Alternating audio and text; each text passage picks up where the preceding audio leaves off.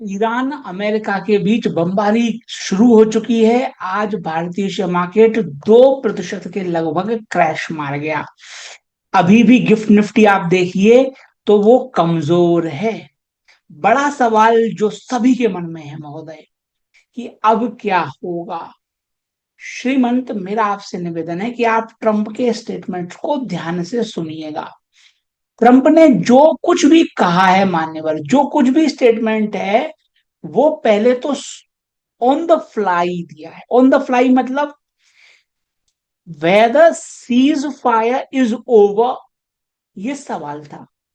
उसका जवाब था, ट्रंप का जवाब था, as far as I am concern it's over. Exact, I am just quoting him, यही बोले हैं वो। आज रात को फिर बमबारी हो सकती है, इस बात की आशंका है। लेकिन मान्यवर, ये जो कुछ भी हो रहा है वो बातचीत के पहले की खींचतान मात्र है। नेगोशिएशन टीम्स अभी भी बातचीत के लिए तैयार हैं। ट्रंप ने भी बोला है, ईरान भी ये बोल रहा है। सिर्फ बातचीत की टेबल पर बैठने के पहले कौन मजबूत है, ये दिखाया जा रहा है बैटल फील्ड में। दूसरा, ईरान का ये कहना है कि ट्रंप फंस गया, जैसे कि हमारी मीडिया कहती है। ट्रंप फंस गया मिड टर्म में, मिड टर्म सामने है, तो ट्रंप को रियायत देने की कोई जरूरत नहीं है, ट्रंप को झुकने की जरूरत नहीं है ट्रंप के सामने। ये ईरान की कैलकुलेशन है। ट्रंप का कहना है गो टू हेल, मैं तो भैया मिड टर्म जाए भाड़ में, मैं तो भैया कोई ढिलाई नहीं दूंगा। अमेरिकी स्कीम ऑफ थिंग्स महोदय थोड़ी डिफरेंट है। ट्रंप के इम्पीचमेंट की बात लोग कह सकते हैं, अगर मान लो ट्रंप हार जाए मिड टर्म में, तो सब बोल सकते हैं साहब ट्रंप का इम्पीचमेंट हो, लेकिन हो नहीं पाएगा। अमेरिका में प्रेसिडेंट के पास बहुत शक्तियां हैं, ट्रंप के ऊपर कोई तलवार नहीं लटकेगी, उनकी राह मुश्किल हो जाएगी, रुकेगी नहीं। यह बात ईरान जितना जल्दी समझ जाए उतना ईरान का फायदा है। अब एक स्टेटमेंट दिया जाता है कि साहब कच्चा तेल गिर रहा था, कच्चा तेल गिर रहा था, अमेरिका ने कच्चा तेल चढ़ा दिया। वो बात मैं भी मानूंगा। वो कच्चा तेल 60-65 की रेंज मैक्सिमम है जहां पर वो टॉलरेट कर सकते हैं, इसके नीचे वो टॉलरेट नहीं कर पाएंगे। टारगेट्स आ रहे थे 40 के, ये अमेरिका एक्सेप्ट नहीं कर सकता। तो मेरा आपसे सिर्फ इतना सा आग्रह है कि धैर्य और संयम बनाए रखें। जल्दी ही अमेरिका की तरफ से, ईरान की तरफ से खुशखबरी आएगी। युद्ध तो लड़के ये देख चुके हैं, युद्ध दोबारा शुरू नहीं हो रहा है। अब रही बात मीडिया की, तो मीडिया का ये बिजनेस है महोदय, it's their business to create panic. तो वो कर रहे हैं, करते रहेंगे। हमने परेशान नहीं होना है। गिरावट को हमेशा की तरह हम खरीदारी का मौका मानेंगे। विश्वगुरु भारत महोदय बहुत अच्छा काम कर रहा है क्रांतिकारी मोदी जी के नेतृत्व में। हम दुनिया से प्रार्थना कर रहे हैं, ईरान से, अमेरिका से, कि भाई साहब सेफ पैसेज दे दो। ठीक है, भारत को मिल जाएगा। विश्वगुरु की महिमा अपरंपार है। मोदी जी को मैं साधुवाद दे रहा हूं, इतनी आपदा के बावजूद भारत में तेल मिल रहा है, ये मोदी जी की असीम अनुकंपा है। बहुत बहुत धन्य है हम, जो हमारे प्रधानमंत्री मोदी जी हैं। इस बीच महोदय, आज अचानक से बिजली गिरी। अब आप सामने देख लीजिए कंपैरिजन, हाथ कंगन को वारसी क्या, पढ़े लिखे को फारसी क्या। और ये जो पॉइंट है मान्यवर, ये पॉइंट कोई मेरा डेटा नहीं है, ये आप गूगल सर्च करके देख सकते हैं। Today we are comparing Dow Jones with Nasdaq and Nifty, सबको कंपेयर कर रहे हैं। डाउ जोन्स टूटा कितना, उसी न्यूज पे 1.53%। नैस्डैक कितना टूटा, 0.95%। निफ्टी कितना टूटा, 2%।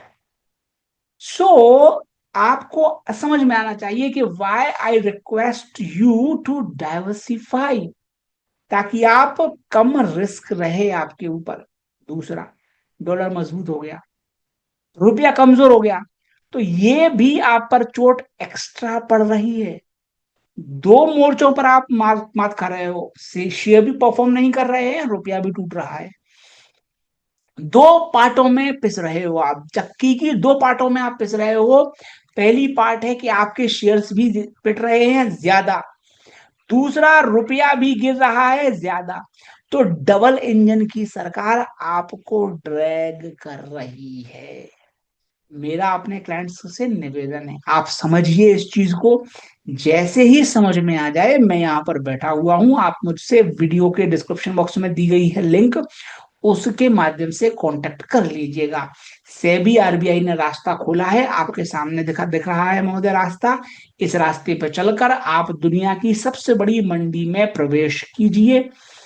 ये मेरा प्रयास है, आगे आपको जो उचित लगे वह आप कर सकते हैं। इंटरेस्टिंगली आज भी अगर आप देखें तो एफआईआई ने नहीं बेचा, आज तो उल्टा एफआईआई ने खरीदारी कर दी।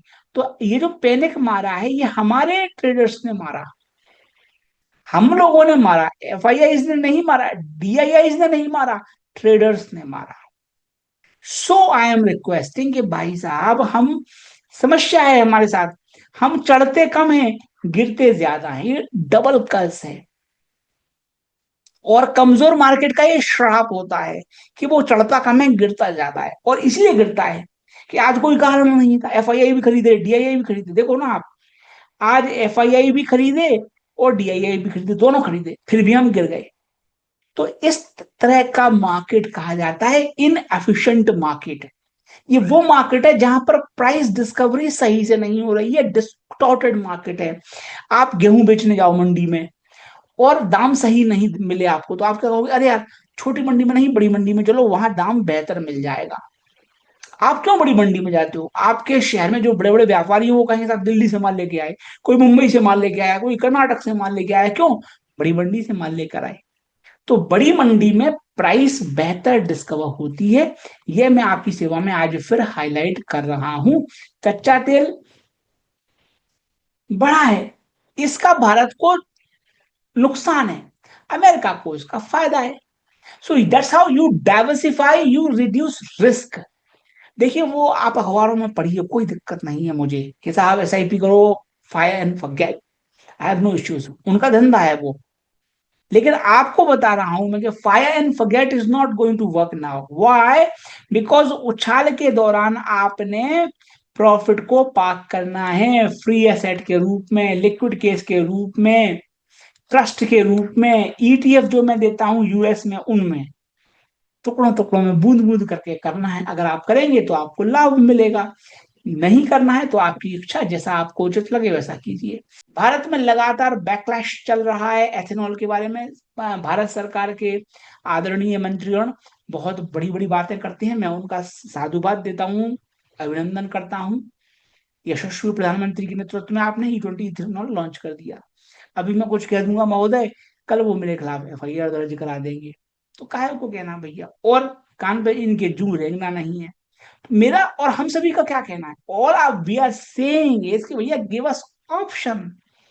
हम कोई चांद तारे आसमान नहीं मांग रहे हैं, मैं कोई ऐसा गीत गाऊं कि आरजू जगाऊं अगर तुम कहो, तुमको बुलाऊं कि पलकें बिछाऊं, कदम तुम जहां जहां रखो, जमी को आसमां बनाऊं अगर तुम कहो। ये तो हम कुछ कह नहीं रहे हैं, क्या बोल रहे हैं भैया? मैं चाहता हूं मेरे पास ऑप्शन होना चाहिए, विकल्प दो। मान्यवर इनको पता है कि विकल्प देंगे तो कोई व्यक्ति नहीं लेगा इसको, तो इसलिए कंपलसरी बनाया हुआ है। जाहिर तौर पर अब मैं कुछ कहूंगा महोदय तो फिर आपदा मेरे ऊपर आएगी, बस इसलिए कहा है भाई साहब, आपको जो करना है करो। आपको बहुत बहुत साधुवाद है, देश की क्रांतिकारी कीजिए, कोई दिक्कत नहीं है। और